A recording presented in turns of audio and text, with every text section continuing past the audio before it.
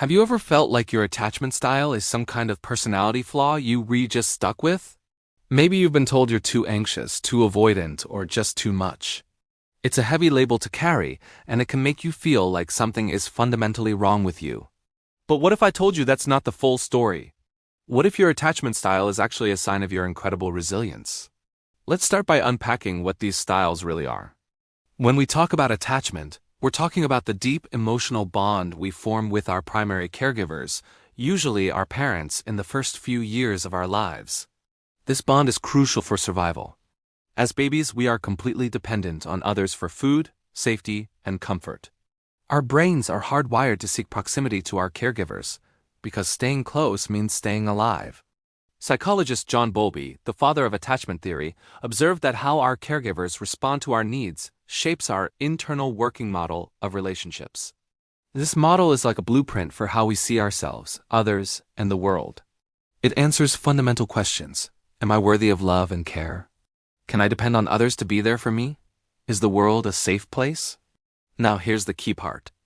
These attachment patterns, anxious, avoidant, disorganized, or secure, are not character traits.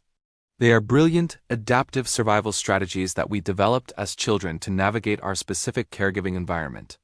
They were the most intelligent response we could muster with the limited resources of a child's brain. Let's imagine a child with a consistently responsive caregiver. When the baby cries, the parent comes, soothes them, and meets their needs. The child learns, when I need help, someone will be there. I am safe and loved. This fosters a secure attachment. The child grows up feeling confident that their needs are valid and that they can rely on others. But what happens when a caregiver is inconsistent? Sometimes they're warm and available, but other times they're distracted, overwhelmed, or absent. The child learns that to get their needs met, they have to work for it. They might become hypervigilant, constantly monitoring the caregiver's mood. They might cry louder or become clingy to ensure they get attention. This is the root of an anxious attachment style. As a child, this strategy was smart. It maximized the chances of receiving care in an unpredictable environment. The anxiety was actually a tool for survival. Now, consider a child whose caregiver is consistently unavailable, dismissive, or even rejecting of their needs for closeness. The child might cry, but no one comes.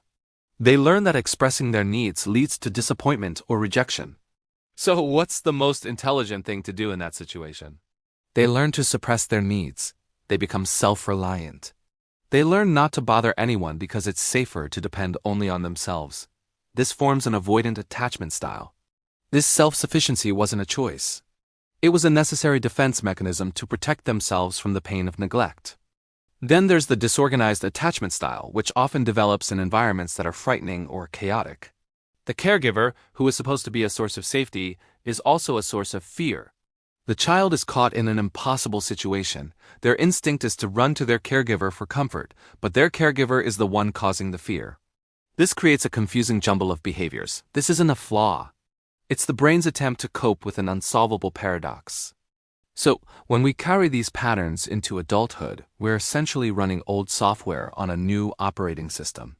The anxious strategy that once ensured you got attention as a child might now manifest as feeling insecure in your romantic relationships, constantly seeking reassurance or fearing abandonment.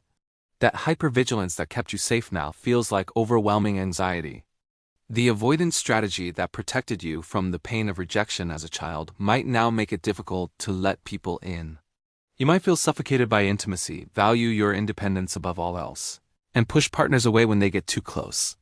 That self-reliance that was once a shield now feels like a wall, creating a sense of isolation. It's so easy to look at these behaviors and judge ourselves. Why am I so needy? Why can't I just open up? We label ourselves as broken. But the real insight is this: these patterns aren't you. They are the armor you built to survive. And for a time that armor worked. It protected you. It got you through.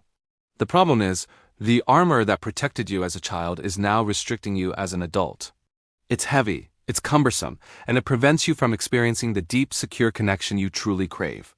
But here is the most hopeful and empowering part of this entire story. Because these patterns were learned, they can be unlearned.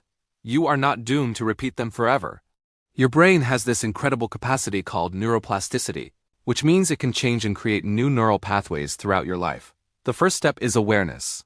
Simply understanding that your attachment style is a survival strategy, not a personality flaw, can be life-changing. It allows you to approach yourself with compassion instead of criticism. Instead of saying, "There's something wrong with me," you can say, "This is a pattern I learned to protect myself, and it no longer serves me." When you feel that familiar surge of anxiety or the urge to pull away, you can pause. You can recognize it for what it is, an old survival response being triggered.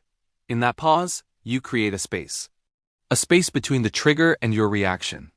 And in that space, you have a choice. You can choose to respond differently. This process is what psychologists call earned security. It means that even if you didn't have a secure attachment in childhood, you can develop one in adulthood. You can learn to give yourself the validation you seek from others. You can learn to soothe your own anxieties. You can practice vulnerability in small, safe steps, teaching your nervous system that connection is not a threat. This can be done through self-reflection, journaling, therapy, and building relationships with secure, supportive people, friends, mentors, or a romantic partner who can provide a new, healthier relationship blueprint. You can learn to communicate your needs directly instead of protesting or shutting down. You can learn to tolerate the discomfort of intimacy and see it as an opportunity for growth, not a danger to be avoided. So the next time you feel that old pattern creeping in, take a deep breath.